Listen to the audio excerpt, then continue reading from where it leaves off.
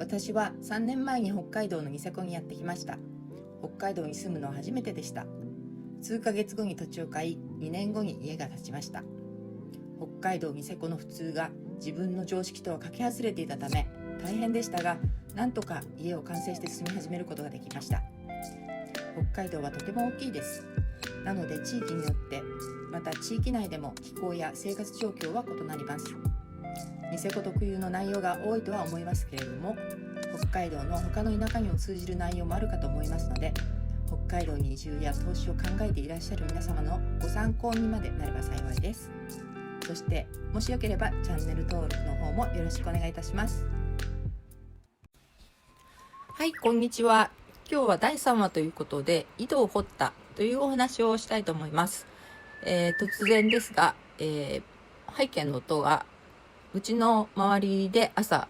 鳴いているウグイスの鳴き声を録音したものです。ちょっと写真が雪の写真で、まだうちの周りに雪が残ってまして、あまり美しくないので、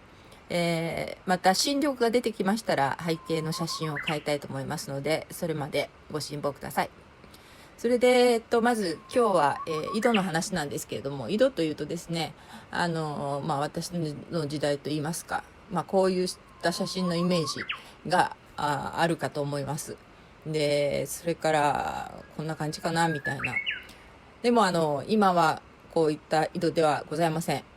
というと、こういう感じかなっていう、これはなんか公園とかそういうところで見るようなものかなと思いますけども、こ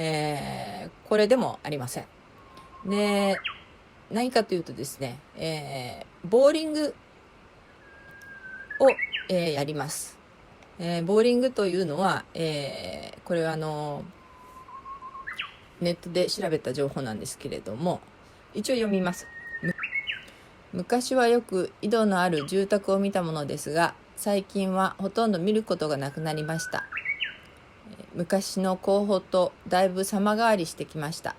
井戸や温泉等を掘削する専門の会社があり、水脈のありそうなところを調査して、パイプの先端にドリルのついた機械で地中に入れていくボーリング作業を行います。ということですね。それで、水脈にたどり着くと、設備をですね、バルブやポンプを取り付けて完了ですということなんですけれども、このバルブやポンプについても多分ご想像されているようなものではないです。また後で写真を見せたいと思いますけれども、で、水が出た時は最初は泥水が出てきますが、流しっぱなしにしておくとだんだんきれいな水になっていきます。飲料水に使用する場合は保健所で水質検査をしてもらい、問題のないことを確認してからにしてくださいというふうに書いてますけれども、まずはですね、このブルーで、アンダーラインした最初は泥水が出ますが、流しっぱなしにしておくとだんだんきれいな水になってきますということで、うちもだいたい出たという連絡があってから1週間から10日ぐらいはずっと流しっぱなしにしておきました。で、流しっぱなしといってもですね、かなり勢いのある水で、ちょっと私が興奮したビデオが残ってましたので、まずそれを見ていただきたいと思います。ちょっとうるさいですけどもご勘弁ください。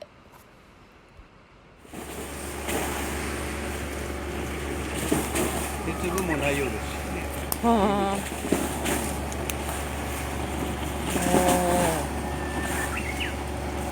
下が谷で川になってます。おお、出てる出てる。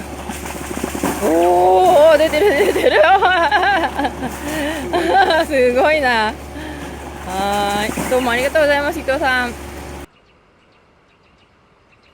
はい、ちょっと騒がしくて失礼しました。私の土地がこちらの土地になるんですけれども、森の中といっても古いアスファルトの道路が1本、走ってます。土地がですね、奥側の方が、木を、一部伐採して、いつも背景の写真になってるところなんですけれども、うち自体が立っているのがこちらの、土色をしたところという感じになります。その右手ですね、こ境界線あるんですけども、境界線の方は、下の牧場の方の土地なので全く使われてなくって、畑をですね使わせてもらったりとかもしてですね、とてもありがたい、状況です。でここの土のところに、うちが立つわけですけれども、まずやっぱり考えないといけないのはどこに掘るかですね。うちを建ててから掘るというのはもう不可能というか、場所が動けなくなっちゃうので、まずは、井戸を、大体のうちの、どこに置くかという案があって、それに対して井戸はどこに掘りますかという、うちにかぶさらないようにですね作る形になります。それでですね、私の場合は、なるべく、寄せたかったので、この土地の向こう側は小川になっててちょっと崖になってるんですけれども、崖のところのギリギリのところに、掘ってくださいということで、お願いしました。でサイズ感から言うとこんな感じかなと思って今、写真を貼ってますけれども、掘っていただいた伊藤さんっていう方が立ってらっしゃいますけれども、こんな感じです。で実際のそのボーリングの機械っていうのはもっと背が高くてですね、ちょっと一番上までは取れてないんですけれども、こんな形になります。でこの辺のニセコではですね、大きなリゾート開発とかいろいろありますので、実際その井戸だけではなくてですね、たくさん温泉を掘ってるんですね。で温泉の場合はですね、もう全然これよりも全く形はそっくりなんですけれども、ものすごい高さのものになります。実際私が掘った深さは80メートルだったんですけれども、これが温泉となるとですね、だいたい1000メートルぐらい掘るそうです。ただこの実際に何メートルになるのかっていうのは金額的に重要で、実際掘ってみないとわからないっていうところがあるんですね。で私がお願いした井戸屋さんはですね、ぴったしでした。80メートルとおっしゃってて、やっぱり80メートルで出ました。というのはですね、結局どこに頼んだかというと、周りの近所にいろいろ実際に井戸を掘ってるところがありますので、そういうところに声をかけてですね、ここの土地の経験値が高そうなところに訪ねて回って、で結局こちらの、業者さんにたどり着いたっていう経緯があります。また単価に関してはですね、ちょっとニセコの特別な事情とかもあるので、またこの後にお話ししたいと思います。それでですね、一応掘り終わった後になるんですけれども、こういったボーリングの柱状図、柱の状態の図と書いて柱状図っていうらしいんですが、結局土地の下がどういうふうになってて、どこに水脈があってどういうふうに掘りましたっていうような、こういった図がいただけました。ちょっと私はあまりよくわからないんですけれども、それで先ほどちょっと掘削機の写真を出しておいたんですが、これが実際の、掘削している、機械ですね、の一番下のところになります。でこれが最終成果物にどうなるかというと、こちらの写真になります。こんなものです。上の機械を取って、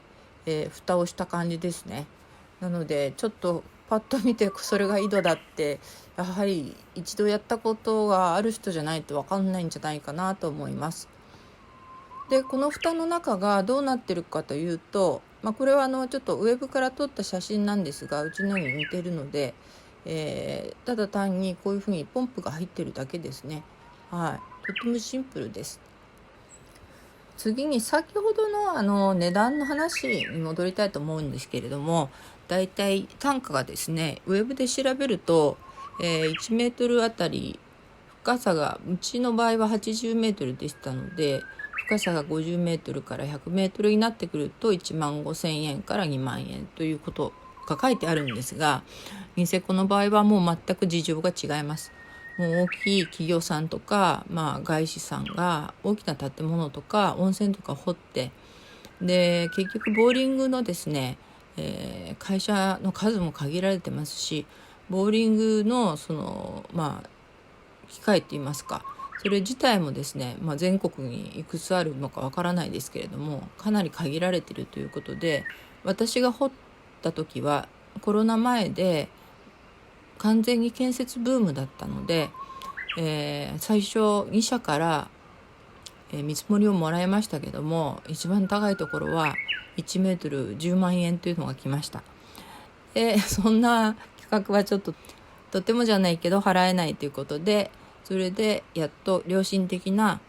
業者さんを見つけてきました。でその業者さんはですね、住宅用と企業用に同じ単価で請求するというのは、それは正しくないという、職人さんかぎの社長さんだったので、こういった価格でやってもらうことができました。場所が違うだけで深さも変わってきますので、例えば私は今、山の中に住んでますけれども、山から下がったところの牧場さんのところだったら30メートルぐらいで水が出るそうです。結局同じ地下水脈から取ってるわけで、私の場合は標高が高いので、どうしてもそれがもう80メートルになってしまうという、そういう感じみたいですね。最後に水質検査についてなんですけれども、行政の方で水質検査はやってくれるんですけれども、特にその水質検査にパスしなかったら水を使ってはいけないというような、ルールはなかったですね。私の場合は一応、パスしました。ただこちらの写真を見ていただければ分かる通り、1週間10日水をですね放出した状態ではまだこういうふうに濁った状態です。ですので水質自体は問題なかったんですけれども、住宅に実際に、入居してですね、しばらくの間は水の色がやっぱりちょっと黄色っぽかったですね。でもう最近はもう問題ないですけれども、やはり結局井戸は泥がありますので、その泥が、全部流れてしまうまでには割と時間がかかったなっていう感じはしました。それでは次回は第4話ということで、建設業者のタイプと予算ということでお話をしたいと思いますが、ニセコに家を建ててみたシリーズの番外編として、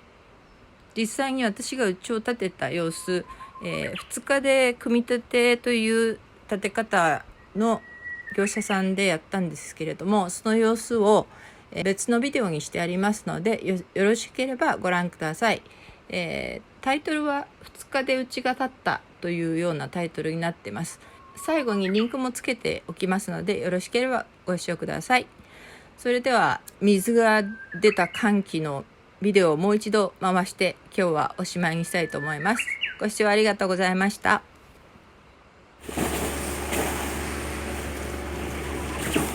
鉄分もないようですしね。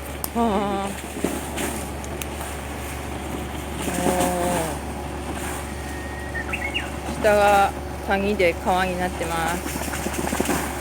出てる。出てる